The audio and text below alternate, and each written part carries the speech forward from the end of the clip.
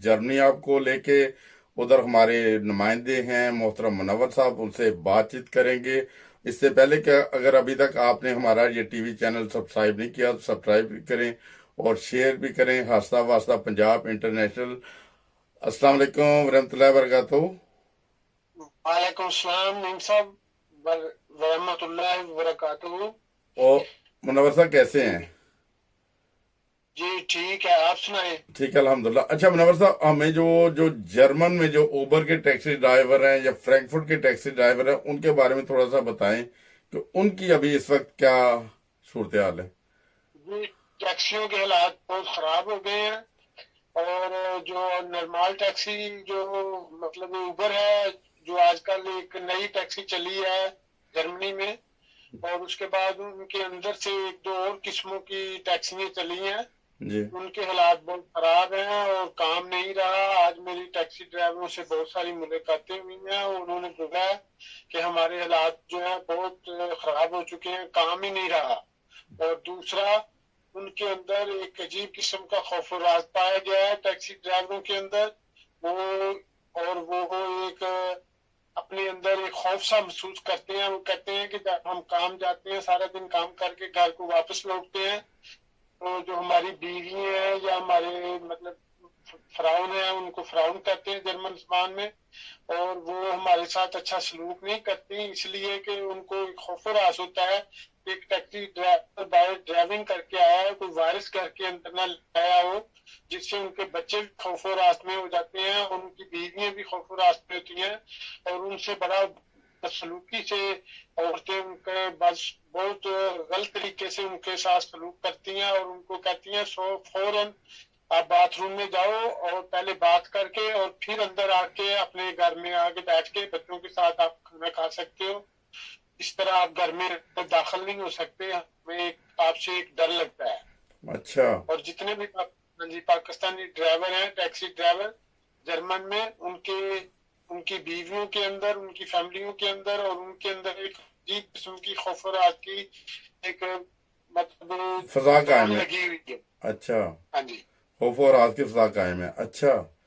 और इसके जी बाद जी। मुझे आज ही हमारे किधर जानने वाले थे, वो उनसे बात हो रही थी तो वो बता रहे थे कि उनके साथ जो टैक्सी में सवारी बैठी और रास्ते में उसने खांसी की तो इतना वो खौफजदा हुए कि उन्होंने उसी वक्त वो टैक्सी से सवारी उतार दी। और वो उसने कहा कि आप कहाँ से हैं, उसने कहा मैं चाइना से हूँ। उसने वो फौरी तौर पे सवारी उतार दी वो ना।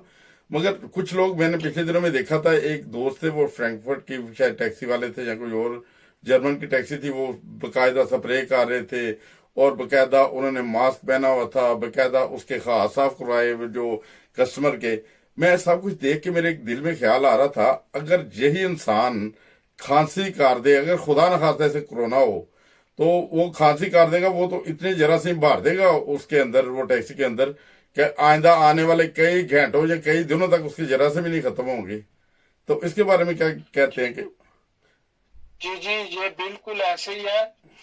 तो ये इसका मतलब है कि जो टैक्सी ड्राइविंग टैक्सी करते हैं उनके बारे में ये है कि वो उनसे बकायदा वो हर एक दिन के 2 दिन या हफ्ते में एक दिन उनका टेस्ट लेते हैं अच्छा। और फिर वो टैक्सी चला सकते हैं, वरना टैक्सी उनके लिए मना हो जाती है, फरबोट हो जाती है। अच्छा।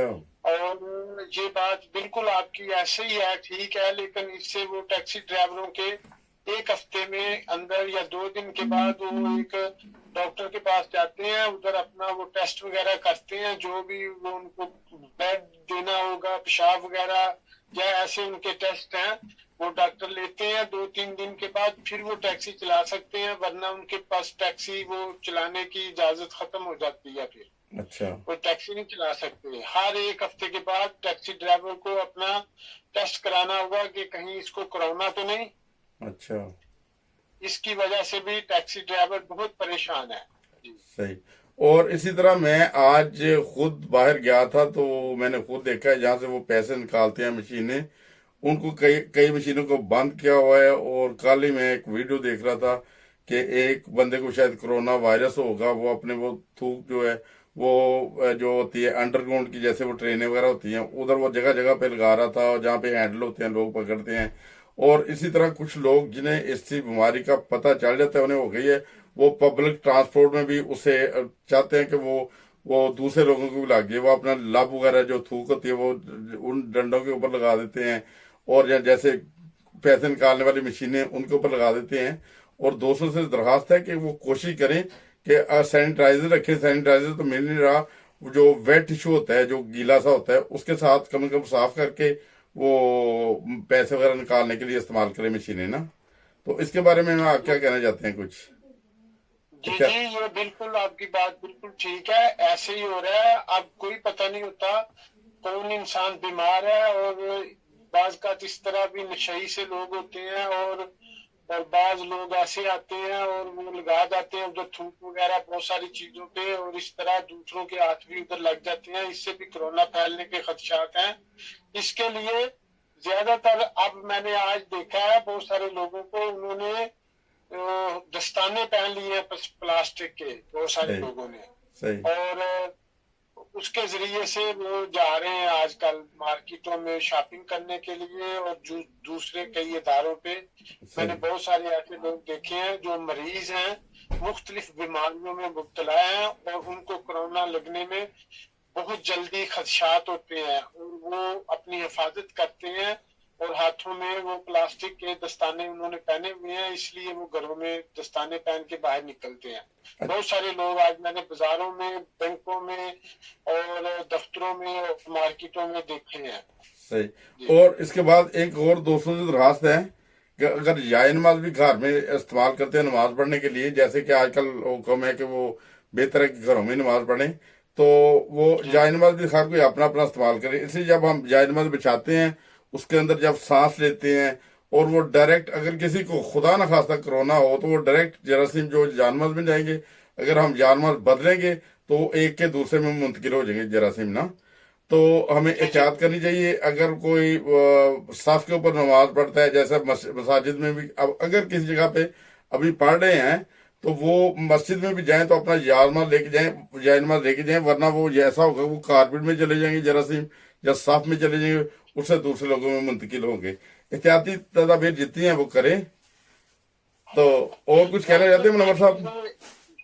مسجدیں تو ویسے بند ہو گئی ہیں، نماز سینٹر ویسے بند ہو گئے ہیں، باقی جو گھر میں نماز پڑھنی ہے اس کے لیے جان نماز ٹھیک ہے۔ وہ اگر تو بوڑھا آدمی ہے وہ تو مطلب کرسی کے بیٹھ کے اوپر بھی نماز پڑھ لے گا، کرسی پہ بیٹھ کے بھی، اور اگر وہ ینگ ہے تو اگر ان کو جان نماز چاہیے تو وہ یقیناً جان نماز تو ادھر مارکیٹوں میں مل جاتے ہیں، مثلاً 2-3 گھر میں رکھ لیں، وہ تو بدل بدل کے پڑھ لیں گے، لیکن ان کو بتا دینا چاہیے گھر میں کہ یہ میرا جان نماز کوئی دوسرا یوز نہ کرے۔ صحیح، ٹھیک ہے۔ چلیں، بہت شکریہ منور صاحب، آپ نے ہمارے تمام ناظرین کو بتایا تازہ ترین صورتحال جرمنی کی بھی، اور تمام دوستوں سے درخواست ہے کہ جنہوں نے ابھی تک ہمارا چینل سبسکرائب نہیں کیا وہ سبسکرائب بھی کر لیں۔